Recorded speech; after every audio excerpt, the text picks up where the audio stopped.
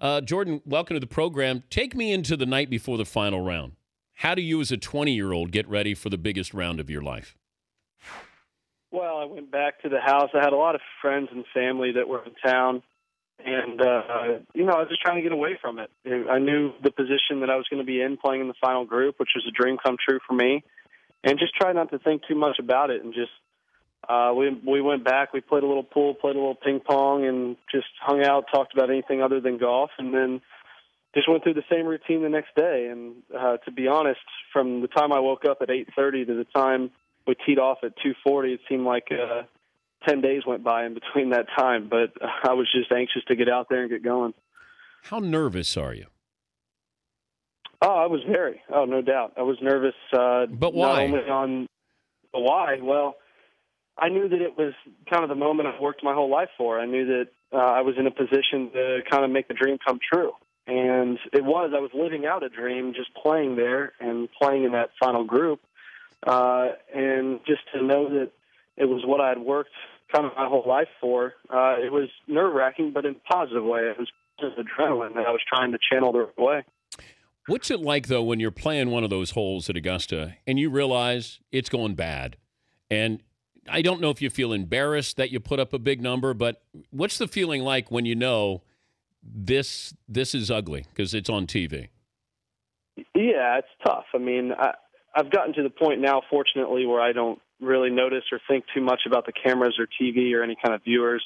Really, none of us even see the crowds of people at this point. It's more of, how can you focus on that hole and win the tournament? But when things are going bad, especially at a tournament like that where it brings out all the emotion, it's just so hard to stay patient, and it's so hard for me to stay patient because I'm not a patient person. So to hold it together in that kind of setting, I think I did very, very well, the best of my life until that back nine, and I just let a couple things slip, and may have made a difference, may not have. But when it's going bad, you just have to remember that it's one hole, and at Augusta, things can turn significantly in the next hole or two. Bubba talk much? Yeah, we were talking from warming up until number 10, and then we didn't really talk much from there on. Why did you stop at 10? Well, there was a big. I went up a few, and then he got a 4-stroke swing in 2 holes, and then it was just we knew where we were. We knew that we were both really just trying to hold it together. We played so well in the front 9 that the back 9 was about hanging on, and we were also in different positions. He was quite a bit ahead of me in the fairway, so he was walking ahead. What's that like, though, when you see him tee off? After you've hit what you think's a great tee ball, and then you go, oh, my God. Yeah, I've played some golf with him, Dustin Johnson, Gary Woodland, and they all do that. And it can be intimidating on certain holes when par 5s, they can reach it with a short iron versus, I'm laying up. But at the same time, if I can hit that on every other hole, par 4s, par 3s, if I'm hitting first and can, hit it in there within 15 feet, then I know that he's feeling that pressure over his shot. So it can be advantageous either way. He's Jordan Spieth, finished runner-up at Augusta, joining us, Dan Patrick Show. Tell me when being 20 years of age helps you on a golf course. Well, maybe the fact that I think inexperience at certain places can really help because you haven't seen the difficulty or the magnitude of the difficulty of certain places where I don't know that certain shots are going to go 40, 50 yards away from the hole if you miss it just by a little bit. So maybe I'm more inclined to really trust certain swings versus kind of bailing out and playing to the side. So although being aggressive was detrimental to me on the back 9 there, I think leading up to that point, it really helped me knowing that I just trusted my swings, and I didn't really think too much about where the outcome was going to be. I just, I knew if I pulled off the swing I wanted to, the ball was going to end up close to the hole. So in that sense, mentally, I think it definitely helps on really committing to your shots. Is Augusta set up for left-handers? I would say not exactly, except for Phil and Bubba. They both play cuts, and it's set up for ball to work right to left. And so they're both very long hitters that work the ball right to left as a lefty, and a lot of lefties don't do that.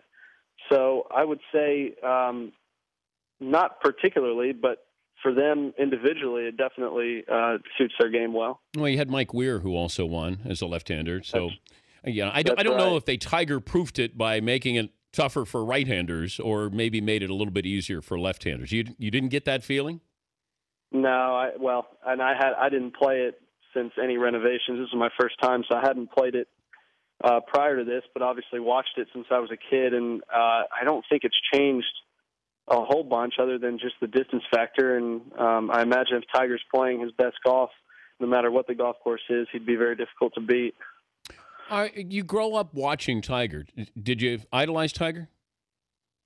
Yeah, I did. I definitely idolized this game. I grew up when he was winning the majority of the majors and golf tournaments he played in, and it was great to see such a dominant player and strive to kind of achieve what he did at a young age and try and stay on pace with what he's been doing. How do your parents, when did they start treating you differently? They haven't. My mom still, she went from calling me a college dropout to now the proud parent of a college dropout. That's about it. That's the difference now. Wait, were you a one and done, just like Kentucky basketball players? I wasn't. I was a 1.5 and done. I went that extra semester to really gain a lot of extra knowledge. Okay, if we kill these basketball players for doing it, why should why should we be okay that you were 1.5 and done? I don't recommend it. I really don't. I had to get very, very fortunate with a lot of things, and I had to have the breaks go my way last year just to have job security this year. And there's no doubt I've gotten as luckier than anybody else in the sport in the last year and a half, and I'm not afraid to admit it. I don't recommend it. There's this, it's just so complicated, and it's so hard for me to be able to tell people not to do it or to do it because there's so many viewpoints and factors that go into it. But some guys are ready and really can't wait to play against the best players in the world, whatever sport it is. And some guys, I think, should be there at least another year, 2 years, 3 years to mature. And I'm not saying that I'm mature by any means, but I did get very fortunate. When's the last time your parents yelled at you? Man, probably yesterday. No. Have you been grounded? I have been grounded. It's been a while. Now I support myself financially, so they don't ground me as often. But it's been a while. When I'm messing with my sister, they'll still yell at me, tell me to stop instigating it. Would you win 800,000 on Sunday? Something like that. I think so. Oh, something like that. Come on. Do you still go to the ATM and print it out and just laugh and say, "Look"? I don't. No, You've never done that. I have not. I have the only time I get money out is on a personal card that doesn't have much on it. That way, I kind of put most of it away. Are you living at home? No, I have my own place. Okay. Now. All right. But then you take laundry home, and then you have mom cook dinners. Of course I do. Yeah, I know how this works. Of course I do. Yeah, I know. Exactly. The best athlete in the family is who? My little brother. My little brother plays basketball for Brown. He was a freshman this year, 6'6", shooting guard. Definitely a better athlete than myself. But he's not one and done. No, he's not. I don't think they allow that in the Ivy League. Oh, you can come out if you want to. Yeah. I know. Yeah. No, I think my parents want at least one degree in the family. You're going to get an honorary degree from Texas, though, I think, Jordan. We'll see. We'll see. I plan on going back at some point. Well, congrats. Fun to watch, and don't let them speed up the process of waiting for the next Tiger Woods, because that's pretty unfair expectations on you. I got that feeling over the weekend. They wanted to speed up that process. Well, thanks a lot. Thanks for having me on, Dan. All right. Appreciate it. All right. That's Jordan Spieth, the Masters runner-up.